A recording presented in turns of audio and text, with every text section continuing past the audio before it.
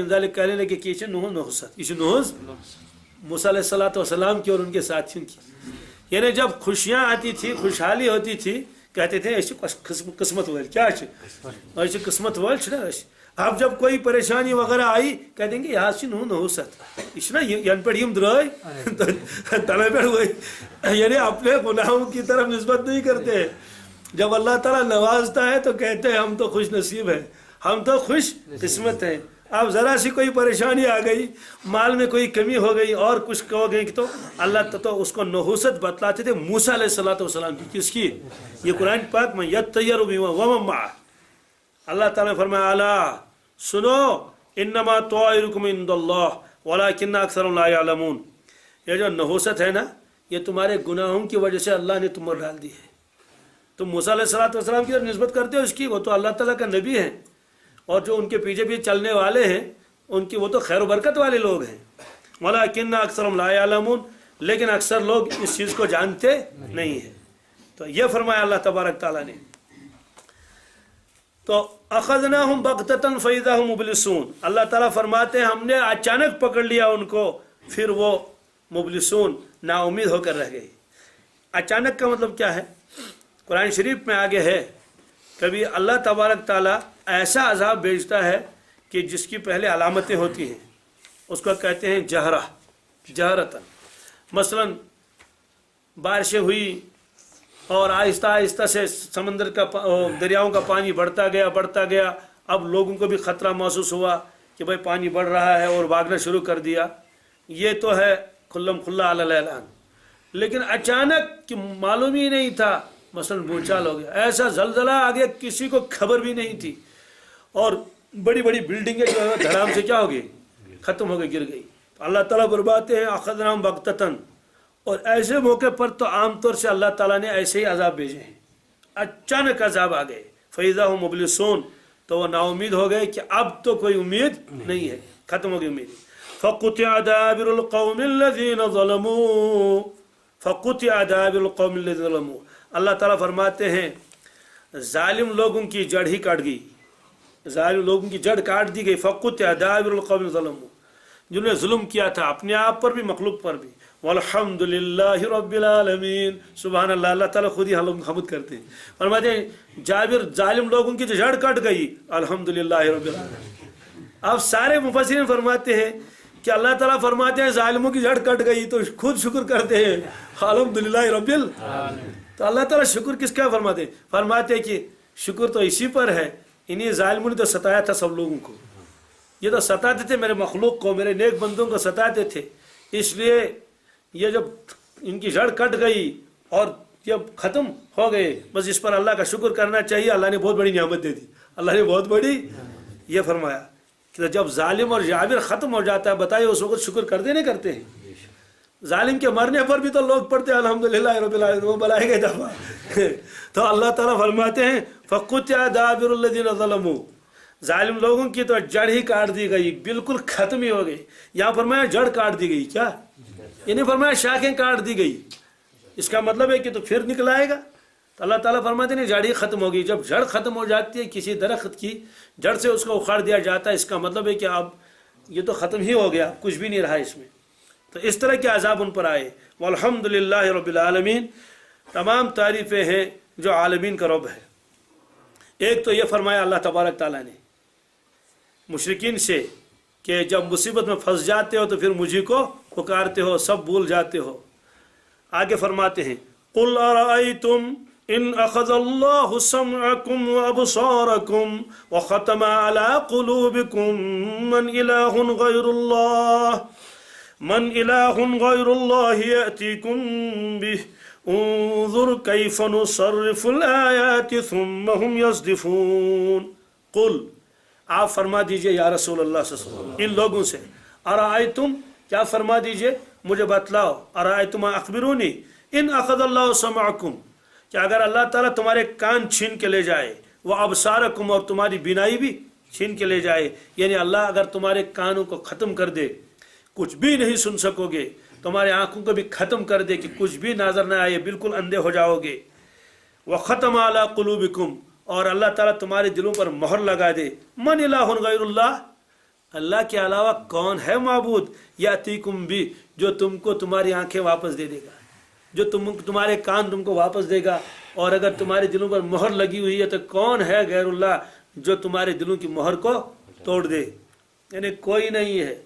انظر کیف نصرف الآیات، انظر آپ دیکھ لیجئے، کیف نصرف الآیات، صرف یصرف میں نے تصریف کرنا، اس کے معنی ہے ایک ہی مضمون کو مختلف انداز سے بار بار بیان، مضمون تو ایک ہی ہے، کبھی اس پیرائے سے بیان کیا، کبھی اس انداز سے بیان کیا، کبھی اس انداز سے بیان کیا، تو مقصد یہ ہے کہ یہ لوگ سمجھیں۔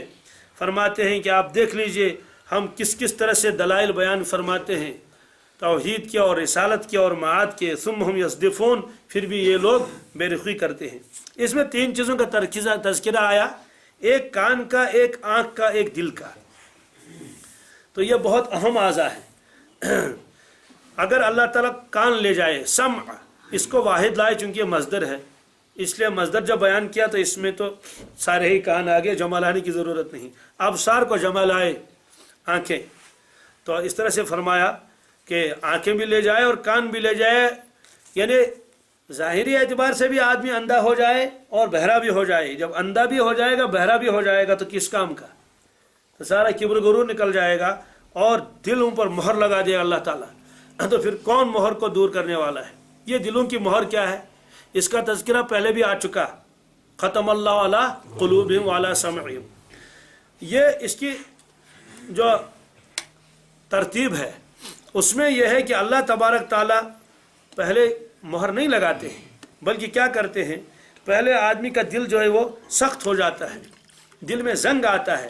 یہ مضمون قرآن پاک میں ہے، مثلا کلا بل ران علی قلوبہم ما کانوا یکسبون، کیونکہ کافروں کو جب کہا جاتا تھا کہ تم اسلام قبول کر لو، ایمان قبول کر لو، تو وہ مانتے نہیں تھے، وہ کہتے ہیں ہمارے دل تو محفوظ ہیں، تمہارے آواز پڑھنے کی کوئی ضرورت نہیں۔ وقالوا قلوبنا فی اکنۃ، کبھی کہتے ہیں ہمارے دل تو محفوظ، اللہ تعالیٰ نے فرمایا محفوظ کہاں ہے، ان میں تو زنگ لگا ہوا ہے، اسی لیے تو بات سمجھتے نہیں۔ تو ران کے معنی آتے ہیں زنگ لگنا اوپر سے، یہ ہے۔ اسی طرح سے اللہ تعالیٰ نے فرمایا کبھی اللہ تبارک تعالیٰ، اللہ بچائے، دلوں کے اوپر غفلت ڈال دیتا ہے۔ غفلت کا مضمون بھی قرآن پاک میں ہے۔ غفلت کیا ہے؟ وَلَا تُطِعْ مَنْ أَغْفَلْنَا قَلْبَهُ عَنْ ذِكْرِنَا، یا رسول اللہ صلی اللہ علیہ وسلم آپ اس شخص کی بات کبھی نہ مانیے، من اغفلنا قلبہ، جس کے دل کے اندر ہم نے غفلت ڈال رکھی ہے۔ کیا رکھی ہے؟ جی، ان ذکرنا، ہماری یاد سے تو وہ بالکل غافل ہے۔ یہ فرمایا واتبع ہواہ وکان امرہ فرطا، اور چلتا ہے وہ اپنے اپنے خواہشات نفس پر، اور اس کا معاملہ تو حد سے بڑا ہوا ہے۔ تو کہیں تو یہ فرمایا، کہیں فرمایا تبع، بل طبع اللہ علیہا بکفرہم، اللہ تبارک تعالیٰ نے ایک چیز لگا دی ان کے دلوں کے اوپر۔ طبع یتبع کے معنی آتے ہیں، مہر کے بھی آتے ہیں۔ ایک فرمایا دلوں کے اوپر تالے لگتے ہیں، کیا لگتے ہیں؟ استغفر اللہ، یہ بھی قرآن پاک میں ہے۔ افلا یتدبرون القرآن، افلا یتدبرون القرآن، یہ لوگ قرآن پاک پر غور کیوں نہیں کرتے ہیں؟ ام علی قلوب اقفالها، کیا ان کے دلوں پر تالے لگے ہوئے ہیں؟ تو معلوم ہوا کہ اللہ تبارک تعالیٰ دلوں پر کیا لگتا ہے؟ تالا بھی لگاتا ہے۔ اسی طرح سے تقریباً 10-12 جگہ اس طرح کا تذکرہ قرآن پاک میں ہے، کہیں ران فرمایا، کہیں ختمہ فرمایا، کہیں تبع فرمایا، کہیں اغفال فرمایا، اور آنکھوں کے لیے گشاوہ فرمایا، قلوب کے لیے اقفال فرمایا، اور کہیں قساوت فرمایا، کہیں اکنہ فرمایا، کہیں وقرن فرمایا۔ وقرن کے معنی کانوں کے اندر ڈھاٹ لگی ہوئی ہے، قساوت کے معنی دل سخت ہو گیا ہے۔ تو ان چیزوں کی وجہ سے اللہ تبارک تعالیٰ فرماتے ہیں وقالوا قلوبنا غلف، جب ان سے کہا جاتا تھا کہ تم قبول کیوں نہیں کرتے ہو، ہماری بات سنتے کیوں نہیں، وہ کہتے ہیں قلوبنا غلف، ہمارے دل تو غلاف میں ہے۔ اس کا مطلب تو یہ ہے کہ تمہاری کوئی چیز اندر نہیں آ سکتی، تو غلاف میں جو چیز رہتی ہے نا، تو باہر کی چیز وہاں نہیں جا سکتی ہے، وہ اس کے اوپر کور کیا ہوا ہے۔ اللہ تعالیٰ نے فرمایا کیا غلاف تو نہیں ہے، بل لعنہم اللہ بکفرہم، اصل تو ان کے کفر کی وجہ سے ان کے اوپر لعنت کی گئی ہے۔ اسی طرح سے فرمایا یہ وعدے توڑتے بہت ہیں، وعدے توڑنے کی وجہ سے بھی لعنت بھی ہوتی ہے اور دل سخت بھی ہو جاتے ہیں۔ فبما نقضهم میثاقهم، ان کے وعدوں کو توڑنے کی وجہ سے لعناہم، ہم نے لعنت کی ان پر، وجعلنا قلوبهم قاسیہ، ان کے دلوں کو سخت بنایا۔ ایک جگہ فرمایا وجعلنا علی قلوبهم اکنۃ ان یفقهوه وفی آذانہم وقرا، हमने उनके दिलों के ऊपर पर्दे डाल दिए हैं। अब वो इस कुरान पाक को नहीं समझेंगे और उनके कानों के अंदर एक ढाट, एक भराई भरी हुई है जिसकी वजह से उनके कान भोजल हो गए हैं। जैसे कभी कभी गुस्ल के वक्त आदमी के कान के अंदर पानी चला जाता है तो वो सुनता नहीं है, ताचवन गबेर कानून को, या वैसे ही कि कोई सुनता नहीं है तो उसको कहते हैं क्या है, इसको गोब भोजन, क्या भोजन। तो अल्लाह ताला में हम बोझ भर देते हैं उनके कानून के अंदर। तो इस तरह से ये फरमाया कि वख़तम अला क़ुलूबिहिम, अल्लाह ताला उनके दिलों के ऊपर क्या मोहर लगा दी। तो फरमाते हैं अगर मैं मोहर लगा दूं तुम्हारे दिलों पर तो क्या करोगे। ये मोहर क्या चीज़ है? असल में ख़त्म के माने आते हैं किसी चीज़ को मुकम्मल करना। जैसे ख़त्मतुल क़ुरआन, मैंने कुरान पाक को मुकम्मल कर लिया। ख़त्मतुल अमल, मैंने फ़लाँ काम मुकम्मल कर लिया। ख़त्म के एक माने आते हैं मुँह बंद करना। जैसे कुरान पाक में अल-यौम नख्तिमु अला अफ़वाहिहिम, आज हम उनके मुँह के ऊपर क्या लगाएंगे, मोहर लगाएंगे, बोलने से रोक देंगे, बोलने की इजाज़त नहीं। ऐसे ख़त्म अला ताम व शराब व गैरिहिमा, बर्तन के मुंह को मिट्टी या मोम वगैरह से बंद कर लेना। जैसे पहले ज़माने में शायद आपने भी देखा होगा कि वो खमीर गाज़ुबान और वो सारी चीज़ें जो बरदी जाती थी उसमें गुलकंद वगैरह, तो वो जो मर्तबान होते थे उनका जो ऊपर से ढक्कन लग दिया जाता था, उसके ऊपर से वो मिट्टी लीपते थे, बंद करते थे ताकि वो तैयार हो जाए। और उसके बाद में बाज़ लोग जो उसके ऊपर वो मोमजाम लगा के उसमें ऊपर से रस्सी से बंद कर लेते हैं। तो ख़त्मा अख्तिमु के एक माने आते हैं बर्तन के ऊपर मुँह को उसका बंद कर लेना। अगर ख़त्मा के बाद अला आ जाए तो इसका मतलब तो है बेसमझ बना देना। मसलन ख़त्मा अला क़ल्बिही, उनके दिल अब बेसमझ हो गए, दिलों पर मोहर लग गई। ऐसे ख़त्मुल बरीद, डाक की मोहर को भी कहते हैं। एक तो है जो हम मोहर लगाते हैं उसको भी मोहर कहते हैं। एक तो है कि जब कोई चीज़ होती है उसको बंद कर लिया जाता है तो ऊपर से उसको वो मोम वगैरह लाश वगैरह लगा दिया जाता है, तो उसके ऊपर कुछ निशानात लगा दिए जाते हैं ताकि मालूम हो जाए कि अब पैक हो गया है। अंदर वाली चीज़ बाहर नहीं आ सकती और बाहरी वाली चीज़ अंदर नहीं जा सकती। तो अल्लाह ताला फरमाते हैं कि हमने मोहर लगा दी इनके दिलों के ऊपर, इनका कुफर अब बाहर नहीं आ सकता, बाहर वाला इस्लाम अंदर दाखिल नहीं हो सकता, ईमान दाखिल नहीं हो सकता, बस मोहर लग गई इनके ऊपर। तो बहरहाल ये है खिताम हो मिस्क कुरान पाक में है। तो ये फरमाया कि ख़त्मा अला कुलूबिकुम, कि अगर अल्लाह ताला तुम्हारे दिलों के ऊपर ख़त्म लगा ले और मोहर लगा दे तो फिर कौन अल्लाह तबारक ताला के अलावा है जो तुम्हारे उस मोहर को ख़त्म कर लेगा। तो ये फरमाया यहाँ कि ए मुखातब आप देख लीजिए हम किस किस तरह से आयतों को बयान फरमाते हैं, मज़ामीन को अलग अलग अंदाज से बयान फरमाते हैं। सुम हम यज़दिफ़ून, लेकिन फिर भी वो लोग जो है एराज़ करते हैं। कुल अरायतुम इन अताकुम अज़ाबुल्लाहि बग़ततन औ जहरा, कुल आप ये भी फरमा दीजिए इन लोगों से, अरायतुम कि मुझे बतलाओ, अखबिरुनी इन अताकुम अज़ाबुल्लाहि बग़ततन, अगर अल्लाह का अज़ाब अचानक आए, औ जहरतन या खबरदारी में आ जाए। जहरतन का मतलब खबरदारी, यानी पहले से मालूम हुआ क्या आसार हैं। हल युहलकु इल्लल क़ौमु ज़ालिमून, तो सुन लो मुत्तक़ीन को तो मैं बचा लूँगा और ज़ालिमों का कोई बचाने वाला नहीं होगा।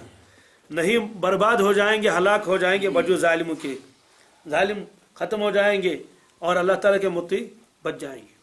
कभी कभी दुनिया में ऐसा भी होता है कि एक साथ कोई तूफ़ान आ गया, उसमें तो नेक लोग भी उसके शिकार हो जाते हैं। तो जब एक ही मुसीबत दुनिया में आ गई, कहीं सैलाब आ गया, कहीं भूचाल आ गए, उसमें मारना फरमाबरदार सारे के सारे उसके शिकार हो गए, तो अब तकसीम कैसे हो जाएगी? कहते हैं अब तकसीम हो जाएगी महशर में। किस में हो जाएगी? बज़ाहिर तो सारे एक ही उसमें मारे गए, तो उसमें जो होगा तो वो अलग अलग उठाए जाएंगे। तो जो अल्लाह के नेक बंदे हैं उनके लिए तो शहादत है, उनके लिए तो, इसलिए अल्लाह के नबी सल्लल्लाहु अलैहि वसल्लम फरमाया कि फलां आदमी जो फलां तकलीफ में मरे, पेट के तकलीफ में मरे, तो वो भी शहीद है। जो दरख्त से नीचे मसलन गिर कर मर जाएगा वो भी शहीद है। जो चोट खाकर मर जाए वो भी शहीद है। जो औरत बच्चे को जन्म देते होकर मर जाए तो वो भी शहीद है। इसके दर्जात बहुत सारे हैं, किस्में बेशुमार हैं। तो इन हादिसात के अंदर जब मोमिन मर जाता है तो वो उसका अजाब नहीं, तो उसके लिए वो क्या बन जाता है? शहादत का जरिया बन जाता है। और दूसरे लोगों के लिए तो वो अजाब होता है कि ज़िंदगियाँ ही ख़त्म हो गई और उसके बाद अजाब में मुब्तला हो गए। इसलिए फरमाया हल युहलकु इल्लल क़ौमु ज़ालिमून, ज़ालिमीन के अलावा उस वक्त जो है वो और कोई बच्चे उसका शिकार नहीं होगा। اور پچھلی امتوں میں جب عذاب آتے تھے تو انبیاء علیہ الصلوۃ والسلام اپنے وہ ماننے والوں کو الگ نکالتے تھے. نوح علیہ الصلوۃ والسلام کا واقعہ معلوم ہے, کشتی میں بیٹھے باقی غرق ہو گئے. صالح علیہ الصلوۃ والسلام اپنی جماعت کو لے کر گئے اور باقی ختم ہو گئے ایک چیخ سے. ہود علیہ الصلوۃ والسلام اپنے ساتھیوں کو لے کر گئے, جو 7 رات اور 8 دن جو مسلسل ہوا چلتی رہی, تہس نہس سر کر رکھ دیا. کتابوں میں لکھا ہے, تفاسیر میں, آپ نے اپنی جماعت کو ایک جگہ بٹھایا اور کنارے کنارے ان کے ایک لکیر کھینچی. شور سنتے تھے وہ ہوا کا اور چیخ پکار, لیکن وہ جو سرکل انہوں نے کھینچا تھا جس کے اندر ان کو بٹھایا تھا, اور اس کے اندر ہوا آئی نہیں. طوفان تو ادھر مچ گیا لیکن ہوا تو کیوں نہیں آتی, واللہ عالم, آگے ہوا نہیں آئی. تو اس طرح سے ان کو حصار میں رکھ لیا. تو ان موقعوں کے اوپر جب عذاب آ جاتا تھا, اللہ تبارک تعالیٰ اپنے متقی اور پرہیزگار اور ایمان والوں کو کیا کر لیتے تھے, بچا لیتے تھے. یہ فرمایا. اب اللہ تعالیٰ فرماتے ہیں کہ انبیاء علیہ الصلوۃ والسلام کا سلسلہ ہم نے جو شروع کیا اور ان کو بھیجتے تھے, اس کا مقصد کیا تھا.